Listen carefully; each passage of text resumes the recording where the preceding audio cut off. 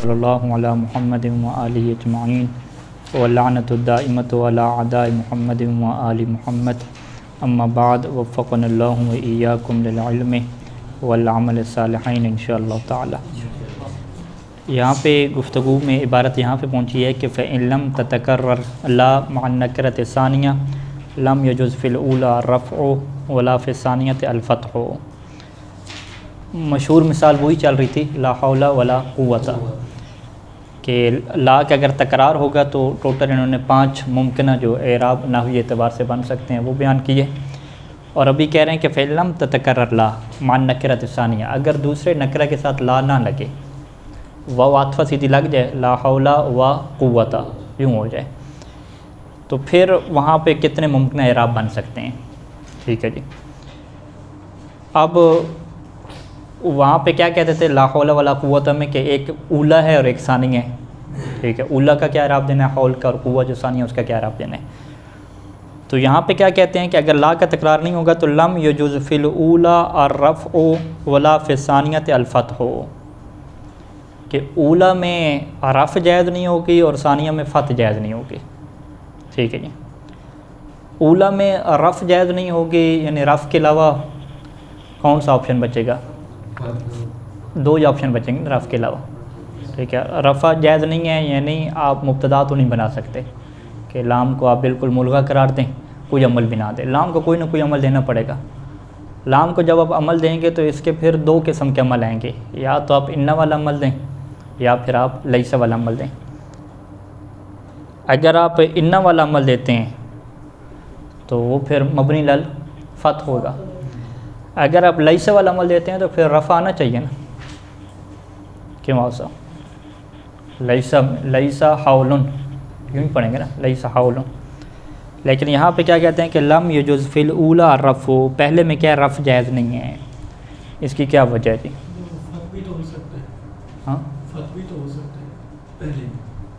ہاں وہی فتح ہی ہونا ہے نا، نصب تو نہیں ہونا نا۔ ہاں بحث اس میں ہے نا کہ نصب جائز نہیں ہے، نصب کیوں نہیں جائز؟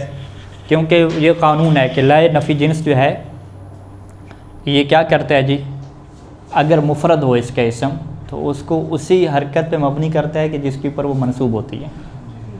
تو حول جو ہے یہ منصوب ہوتی تھی فتح کے اوپر، تو وہ اسی فتح کے اوپر سے کیا کر دے گا، مبنی کر دے گا۔ لہذا نصب کیا ہے، تنوین کی قسم ہے نصب کا آپشن تو ہمارے پاس ختم ہو جائے گا، تو پیچھے آپشن ہمارے پاس کیا رہ جائے گا، فقط اور فقط مبنی الفتح کا رہ جائے گا۔ سوال ہمارے پاس کیا ہے کہ چلیں مبتدا تو آپ نہیں بنا سکتے حول کو، لیکن مبتدا بنانے کے بجائے اگر لا کو آپ لائے نفی جنس کی بجائے کیا بناتے ہیں، لا جو مشبہ بے لیسا ہے وہ والا جب آپ بناتے ہیں تو پھر لا حولن پڑھ سکنا چاہیے نا، تو وہ کیوں نہیں پڑھ پا رہے؟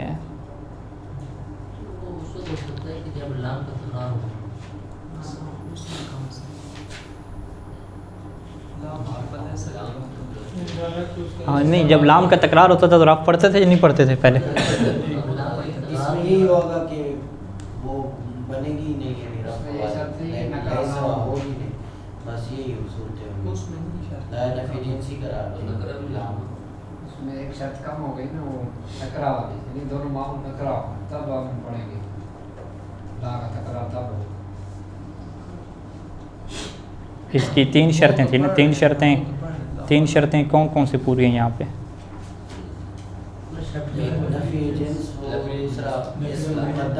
نفی جنس ہے، اس کے دونوں معمول نکرہ ہوں، وہ الا باللہ جو باللہ ہے وہ موجود کے متعلق ہو رہا ہے نا، وہ بھی نکرہ ہے، تو دونوں معمول نکرہ بھی ہیں، اسم مقدم ہو خبر مؤخر ہو، تینوں شرائط جب پوری ہوں گی تو لا کا کون سا آپشن بنے گا؟ لا نفی جنس والا بنے گا۔ لیکن جب لا تکرار ہو رہی تھی تو اس وقت پڑھ سکتے تھے اس کو، ہاں اس کی وجہ کیا ہے، یہ تو قانون آ گیا نا کہ جب لا کا تکرار ہوتا ہے تو پھر لا کو جو ہے وہ آپ لیسا کے مشابہ قرار دے کر رفع دے لیتے ہیں، لیکن جب لا کا تکرار نہیں ہوتا تو پھر آپ لا کو مشابہ نہیں کرتے لیسا کے، بلکہ فقط کون سا عمل دیتے ہیں، ان والا عمل دیتے ہیں۔ ٹھیک ہے، یہ سوال واضح ہو گیا نا، سوال کا واضح ہو جانا بھی تحقیق کا دروازہ کھلتا ہے۔ ہاں اب اس کا جواب جو ہے تلاش کریں انشاءاللہ، فی الحال میرے ذہن میں نہیں آ رہا۔ اچھا، تو پہلے میں انہوں نے رفع کو جائز نہیں قرار دیا. سوال ہمارا یہی رہے گا کہ پہلے میں رفع کیوں نہیں جائز، حالانکہ لا کو ہم لیسا کے مشابہ قرار دے کر لیسا کے اسم بنا کے ہم رفع دے سکتے ہیں. ولا فی ثانیۃ الفتح ہو، اور دوسرے میں فتح جو ہے وہ جائز نہیں ہے. فتح کیوں نہیں جائز، اس کی کیا وجہ ہے؟ ٹھیک ہے، وہی لام والا ہے، لام کا تکرار نہیں ہے، تو ہم پہلے کی تو مثلا کہہ دیں گے یہ لام رفع والی، مثلا لیسا والی، لیکن دوسری پر نہیں ہے تو ہم کیسے کہہ سکتے ہیں کہ یہ بھی یہاں پر بھی رفع ہے؟ نہیں، پہلے میں ہم نے کیا ہے، عطف کی بات تھی نا، جی بات عطف کی تھی نا. بات کیسے ہوئی کہ لا حول میں ہم نے کیا کیا، حول کو مبنی الفتح کیا نا، رفع جائز نہیں ہے، ٹھیک ہے، ہم نے اسے وہ جو مبنی الفتح کرنا ہے وہی کرنا ہے. لا حول کے بعد ہم نے کیا لگایا، وا قوتاً لگایا نا. وا قوتاً میں قوت تا کیوں نہیں پڑھا ہم نے؟ ٹھیک ہے، قوت تا کیوں نہیں پڑھا ہم نے، اس کی وجہ کیا ہے؟ تکرار تو نہیں ہوا نا، وہ تو واضح ہے تکرار، لیکن عطف تو ہے نا. نہیں عطف کی وجہ سے پڑھیں نا.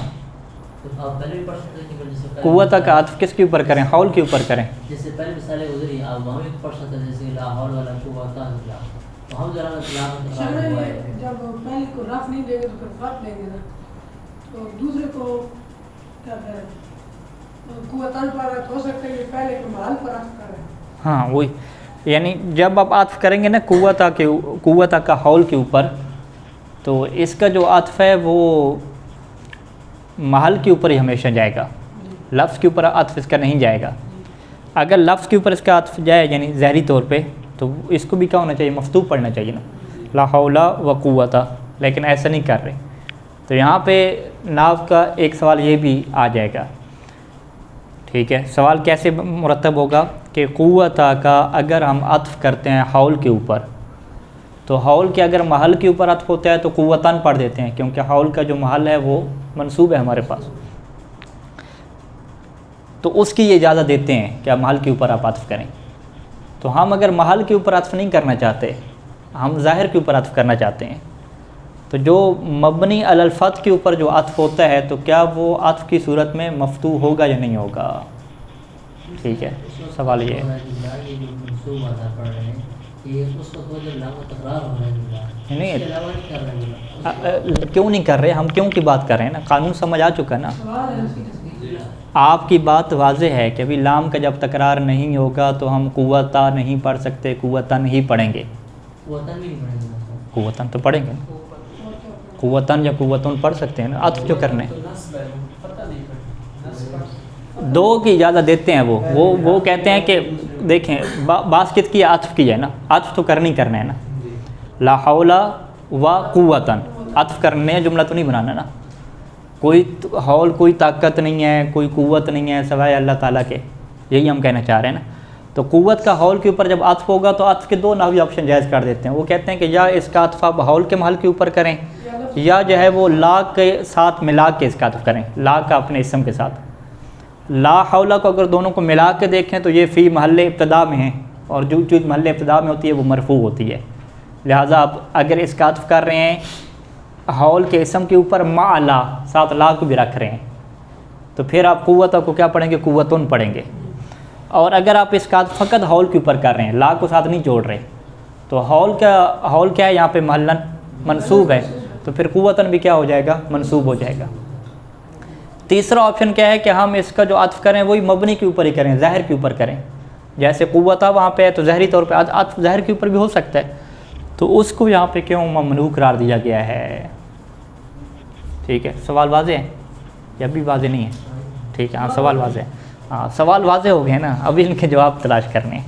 ٹھیک ہے، چلیں. انہوں نے ابن ہشام نے یہاں پہ نہیں چھیڑا، پہلے والے 5 اعراب کی وجوہات کو بھی نہیں چھیڑا اور اس کو بھی کیا نہیں چھیڑا، الفیہ میں اس کو چھیڑا گیا ہے. بہرحال آپ ڈھونڈیں ان 2 سوالوں کے جوابات. تقول لا حول و قوتن او قوتن، تو آپ یوں کہیں گے لا حول کے بعد قوتن کہہ دیں یا قوتن کہیں گے، لیکن لا حول کے اندر کوئی دوسرا آپشن نہیں آئے گا، حولن کا آپشن نہیں آئے گا. تو ہم حولن کا آپشن کا سوال رکھے ہوئے ہیں کہ حولن کا آپشن کیوں نہیں بن رہا. لا کو آپ مشابہ بلیسا قرار دیں. اچھا بفتح حول لا غیر، یہاں پہ کیا ہوگا؟ بفتح حول، حول کا کیا ہوگا؟ مفتوح ہوگا، لا غیر، فتح کے علاوہ لا غیر کوئی دوسرا آپشن ہی نہیں آ سکتا۔ اور کیا ہے جی؟ ونصب قوتاً اور رفع، جو قوہ ہے یہ یا تو منصوب ہوگا یا تو مرفوع ہوگا، اس کے علاوہ کوئی اور آپشن نہیں ہوگا۔ قال الشاعر، شاعر کیا کہتا ہے؟ فلا ابا وبنا مثل مروان وبنہ ویجوز فلا ابا وبن، فلا ابا وبنن، ابنن کا عطف کس کے اوپر ہے؟ اب کے اوپر ہے، تو یہ عطف کس کے حساب سے ہوگا؟ کس کے محل کے اوپر؟ اسم کے محل کے اوپر نہیں، آپ کہیں گے اسم کے محل کے اوپر، ہاں اسم کے محل کے اوپر، یہ ٹھیک ہے۔ اور ابن کا عطف کس کے اوپر ہوگا؟ وہ لا کو ساتھ ملا کے، ہاں لا کو ساتھ ملا کے اوپر۔ اس کو مثلا یہ اعراب القرآن، یہ اعراب والے کیسے لکھتے ہیں؟ یوں لکھتے ہیں فَيَكُونُ مَعْطُوفًا عَلَى مَحَلِّ لَا مَا اسمہا، یوں کر کے، ٹھیک ہے، یعنی یہ لا کے محل کے اوپر عطف ہے۔ جو دوسری صورت ہے نا ابنن، یہ لا کے محل کے اوپر عطف ہے، لیکن لا کے ساتھ اب قید کیا لگیں گے؟ لا ما اسمہا، ٹھیک ہے۔ تو یہ دو آپشن جائز ہو جائیں گے۔ اچھا وَإِنْ كَانَ اسْمُ لَا مُفْرَدًا وَنُعِتَ، اور اگر لا کا اسم مفرد ہو اور مفرد کے ساتھ ساتھ کیا ہو؟ نعت، اس کی صفت بھی لائی گئی ہو، ٹھیک ہے جی۔ اسے کیا کہتے ہیں؟ جس اسم کی صفت آ جائے، مرکب کہہ دیتے ہیں نا، ٹھیک ہے۔ مرکب کون سی ہے؟ مرکب توصیفی اسے کہتے ہیں، مرکب توصیفی، یعنی اسم مفرد ہے اور اس کی صفت لائی گئی ہے، تو پھر وہ مفرد نہ رہا نا، مرکب ہو گیا نا، ٹھیک ہے نا۔ تو یہ مفرد اس کے مقابلے میں ہے کہ وہ جملہ یا شبہ جملہ نہ ہو، ٹھیک ہے، مفرد ہو یعنی جملہ یا شبہ جملہ نہ ہو، اور اس کی صفت لائی گئی ہو یعنی وہ مرکب ہو، مرکب توصیفی ہو۔ وَلَمْ يَفْصِلْ بَيْنَهُمَا فَاصِلٌ، اور ان دونوں کے درمیان فاصلہ ہو، کن دونوں کے درمیان؟ اسم رات موصوف صفت وہاں تو فاصلہ نہیں ہوتا نا، تو بہت اکٹھے ہوتے ہیں ہمیشہ۔ فاصلے کی بات کس کی ہو رہی ہے؟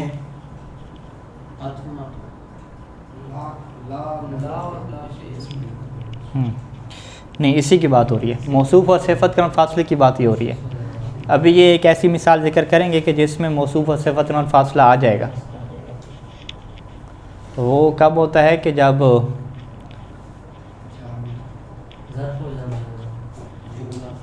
ہاں جب جو آپ کے پاس جو اسم ہے نا وہ شبیہ بالمضاف ہو، ٹھیک ہے، اس کی مثال ابھی ذکر کرتے ہیں۔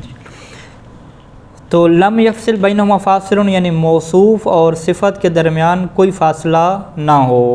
یہاں سے کیا سمجھ آتی ہے؟ آگے بحث آئے گی موصوف صفت کی، کہ کچھ فاصلے کیا ہوتے ہیں موصوف صفت کے درمیان جائز ہوتے ہیں، کہ جس کو ذکر کریں گے۔ اچھا، لا رجل ظریف فی الدار،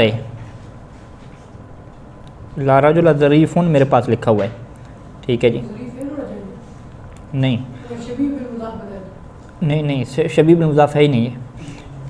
شبیہ بالمضاف کی کیا تعریف ہے؟ اس کے تمام معنی سے، تمام معنی والی چیزیں جو مرفوع ہوتی ہے، منصوب ہوتی ہے، اور مجرور بھی ہو سکتی ہے، لیکن مجرور پھر وہ متعلق ہوتا ہے کسی اور کے۔ اچھا، یہاں پہ موصوف صفت کون سے ہیں؟ رجل اور ظریف، ظرف والا بندہ، ٹھیک ہے۔ کوئی رجل ظریف نہیں ہے، یعنی نیک، آپ نیک معنی میں لے لیں، ٹھیک ہے، شریف کے معنی میں لے لیں، ہاں، بزرگ، نیک، علم والا، شرف والا، ظرف والا۔ تو رجل موصوف، ظریف اس کی صفت۔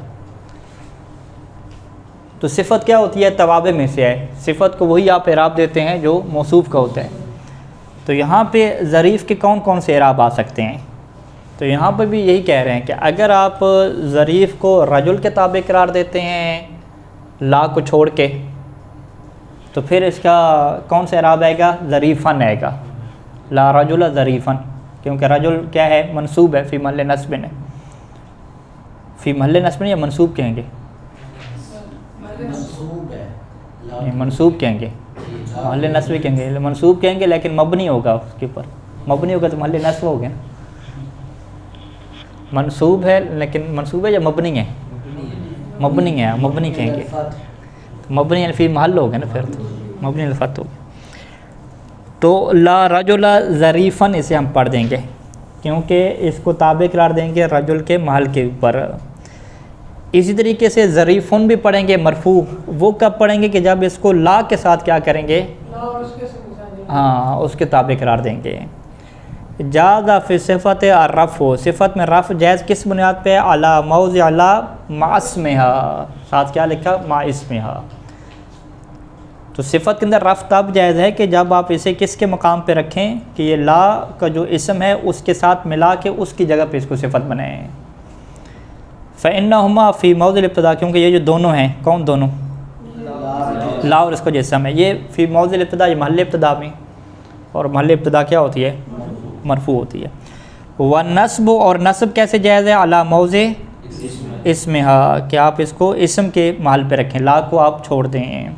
فإن موضع نصب بلا العاملۃ عمل ان، کیونکہ اس کا جو محل ہے وہ منصوب ہے، کیسے منصوب ہے، اس کا محل منصوب ہے، کیسے منصوب ہے، بلا العاملہ، اس لا کے ذریعے سے جو عمل کر رہے ہیں ان والا۔ اچھا یہاں پہ ایک اور آپشن ملتا ہے، فتح کا میں آپشن ملتا ہے، لیکن وہ فتح والا کس بنیاد پہ ملتا ہے، والفتح، تیسرا آپشن ہمارے پاس فتح کا جائز ہے، لیکن وہ کس بنیاد پہ کہ علی تقدیر انک رکبت صفت مع الموصوف کا ترکیب 15، کہ آپ نے گویا کہ صفت کو موصوف کے ساتھ مرکب کر لیا ہے، جیسا کہ آپ 15 کو کیا کرتے تھے، مرکب کرتے تھے۔ تو ترکیب عددی میں سے آپ لے جائیں، ترکیب عددی طرح آپ اسے بنا لیں، تو یہاں پہ آپ کو ایک آپشن مل جاتا ہے کہ لا رجل ظریف فی الدار پڑھیں، لا رجل ظریف فی الدار۔ تو یہاں سے بھی ابن ہشام جو ہے وہ اس بات کی طرف نہیں آ رہے کہ ظریف کو ہم رجل کے جو ظاہر ہے اس کے اوپر کیا قرار دیں، عطف قرار دیں، ٹھیک ہے۔ ہاں تو یہاں سے ایک قانون جو ہمیں سمجھ میں آ رہا ہے کہ جو مبنی ہوتا ہے اس کے ظاہر کے اوپر عطف ہوتا ہی نہیں ہے، ایک قانون یہ آ رہی ہے، کیونکہ وہ مبنی ہے نا، اس نے تو جو ہے وہ ظاہری طور پہ ویسے ہی رہنا جیسا ہے۔ تو جو عطف ہے یہ کس میں سے ہے، توابع میں سے ہے، اور تابع کے اوپر اعراب آتے ہیں، تو جس چیز کے اوپر اعراب آتے ہیں وہ ہمیشہ اسی کے تابع ہوگی کہ جو جس کے اوپر اعراب آ رہا ہوگا، وہ پھر مبنی کے تابع نہیں ہوگی۔ یہ تو ایک یاد، ہاں لہٰذا یہ دوسرے سوال کا جواب یہاں سے واضح ہو جاتا ہے کہ دوسرے کو جو قوتہ ہے اس کو قوتاً آپ پڑھ سکتے ہیں، لیکن قوتہ پڑھنے کے اوپر مشکل یہ پیش آ رہی ہے کہ آپ اس کو مبنی کے ظاہر کے اوپر عطف کر رہے ہیں، اور مبنی کے ظاہر کے اوپر عطف نہیں ہوتا، کیونکہ عطف کس کے اقسام میں سے ہے، یہ اعراب ہے، مرب ہوتا ہے، اور مرب کا عطف کس کے اوپر کریں گے، مرب کے اوپر کریں گے، جس کے اوپر اعراب آ رہا ہو اس کے تابع قرار دیں گے۔ اچھا بہرحال مزید بھی اسے دیکھیں، یعنی یہاں پہ ہوا کیا کہ آپ نے صفت کو موصوف کے ساتھ مرکب کر کے اسے آپ نے جو مرکب توصیفی ہے اس سے نکال دیا اور مرکب عددی میں لے گئے کا ترکیب 15، مرکب عددی بنانے کے بعد پھر آپ نے کیا کیا، ثم ادخلت لا علیہما، اس کے اوپر پھر لا کو کیا کر دیا، داخل کر دیا۔ اب مرکب عددی کا ہمارے پاس کیا قانون رہتا ہے، یہ آگے آئے گی بحث، کہ وہ ہمیشہ ایک ہی جیسا رہتا ہے، 15 ہی رہتا ہے، 15 کبھی نہیں ہوتا، 15 نہیں ہوتا، 15 ہی ہوتا ہے، ٹھیک ہے جی، چاہے وہ فاعل واقعہ ہو جائے، مثلا جاءنی 15 یوں کہیں گے، جاءنی 15 رجلن یا رجلن، وہ تمیز کے آگے بحث آئے گی۔ اچھا جی، فإن فاصلہ بینہما فاصل، اب آ گیا کہ اگر موصوف اور صفت کے درمیان فاصلہ آ جائے، او کانت صفت غیر مفردۃ، یا جو صفت جو ہے وہ مفرد ہی نہ ہو، تو جاز الرفع والنصب، تو یہاں پہ رفع اور نصب تو جائز ہو جائے گی، لیکن فتح کیا ہو جائے گی، ممنوع ہو جائے گی، یعنی ترکیب عددی کی طرف آپ لے کر نہیں جا سکتے فاصلہ کے۔ فالاول، پہلی مثال فاصلے کی، را رجل فی الدار ظریف، فی الدار جار مجرور، ظرف مظروف، یہ جو لاڈلے ہیں، ٹھیک ہے، یہ فاصلے ڈال سکتے ہیں موصوف صفت میں، ٹھیک ہے۔ لا رجل فی الدار ظریف کو کیا پڑھیں گے جی، ظریف کس بنیاد پہ پڑھیں گے، اگر آپ اس کو کس کے مال کے اوپر رکھتے ہیں، لا اور اس کے اسم کے اوپر رکھتے ہیں، اور ظریفن کس بنیاد پہ پڑھیں گے اگر آپ اس کو رجل کے کیا مال کے اوپر رکھتے ہیں۔ وثانی، دوسری مثال کی صفت آپ کی مفرد نہیں ہے، ہاں، لا رجل طالعا جبلن، ہاں یہاں پہ فاصلے کی بات ہی نہیں ہے، بلکہ یہاں تو رجل اور طالع دونوں موصوف صفت ہیں نا، رجل موصوف، طالعا اس کی صفت، تو یہاں پہ جو تعلیم صفت ہے اس کا فاصلہ نہیں آیا، لیکن یہ جو صفت ہے وہ صفت مفردہ نہیں ہے، غیر مفرد ہے، ٹھیک ہے، شبیہ بالمضاف ہے۔ تو یہاں پر بھی کیا ہے، دونوں آپشن جائز ہوں گے، طالعن جبلن بھی پڑھ سکتے ہیں اور طالعن جبلن بھی پڑھ سکتے ہیں، لیکن جو مرکب عددی ہے وہاں پہ جائز نہیں ہوگا۔ یہاں پہ مرکب عددی کے جائز نہ ہونے کی وجہ کیا ہے کہ یہ 3 ہو گئے ہیں، رجلا، طالع اور جبلا، اور مرکب عددی عام طور پہ کس کے درمیان ہوتا ہے، 2 کے درمیان ہوتا ہے، 3 کے درمیان نہیں ہوتا۔ اور پہلے والے میں چونکہ درمیان میں فاصلہ آ گیا تو پھر ترکیب کیسے ہوگی موصول صفت کی، وہ بھی کیا ترکیب نہیں ہو سکتی۔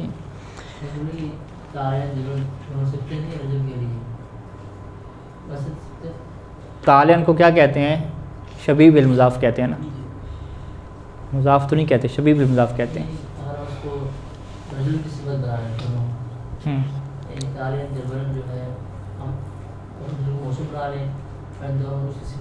دو صفتیں نہیں، ایک ہی صفت ہے طالعن۔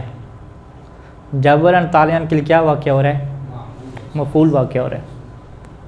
ترکیب آپ کیسے کریں گے، لا رجلا طالعن جبلن،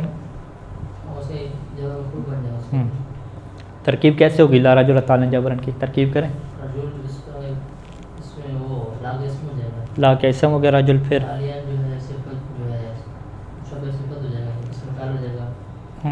اور اس میں جو بہت زمین لوٹے گی اور رجل تو لوٹے گی، اس کو اٹھایا جائے اور جب اس کو پل بن جائے اس کو،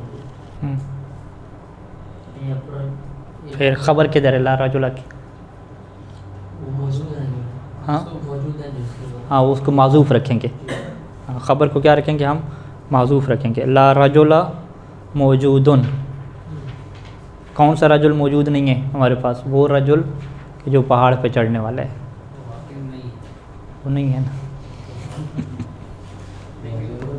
آپ کہیں وہ رجل ہی نہیں ہے جنس کی نفی کرتے۔ اچھا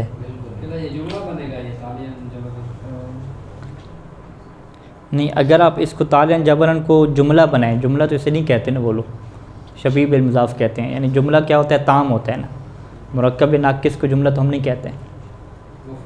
ہاں جب یہ مفرد کے حکم میں چلا جاتا ہے، شبیہ بالمضاف یعنی گویا کہ مضاف ہے، لیکن اس کو انہوں نے خبر بھی نہیں بنایا نا، خبر اگر بنائیں گے تو کیا لازم آ جائے گا کہ رجل جو ہے وہ اسم ہو جائے اور طالعن اس کی خبر ہو جائے، جبکہ یہ طالعن کو کیا بنانا چاہ رہے ہیں، رجل کے لیے صفت بنانا چاہ رہے ہیں، یعنی وہ یوں نہیں کہنا چاہ رہے کہ کوئی مرد ہی ایسا نہیں ہے جو پہاڑ پہ چڑھتا نہ ہو، ٹھیک ہے، یہ نہیں کہنا چاہ رہے، بلکہ وہ کیا کہنا چاہ رہے ہیں، پہاڑ پہ چڑھنے والا کوئی مرد موجود نہیں ہے۔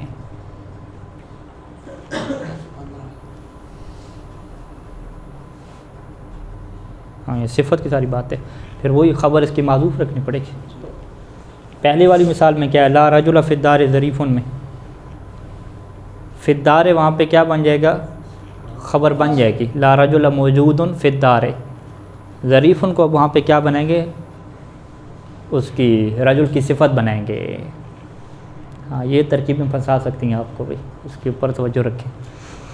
صلی اللہ علیہ محمد و علیہ اجمعین۔